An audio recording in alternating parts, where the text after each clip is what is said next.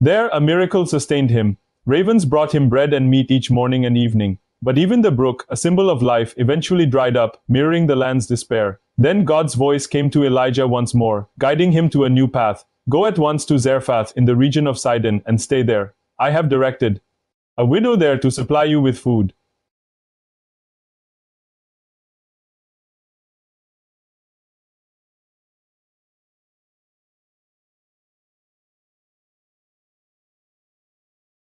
Near the city entrance, Elijah spotted a widow, her posture steady despite the evident hunger. Parched and weary from his journey, Elijah called out to her, requesting a simple drink of water. As she turned to fetch it, he made a further request. Please bring me a piece of bread. Her response was filled with pain and honesty, revealing her dire situation.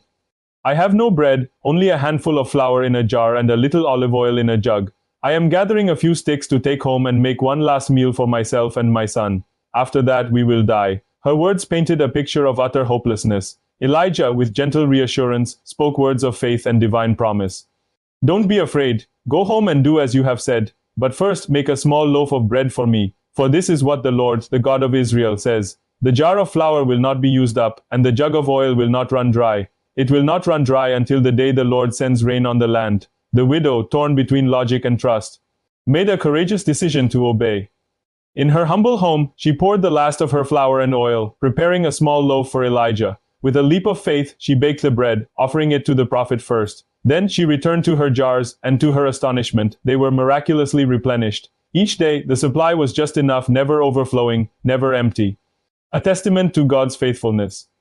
The humble home, once filled with despair, now echoed with renewed hope and laughter. They shared meals, stories, and the joy of daily provision, a true community of faith. But tragedy struck again. The widow's son fell gravely ill, his life fading quickly. His death plunged the mother into profound grief, and she confronted Elijah, blaming him for her loss.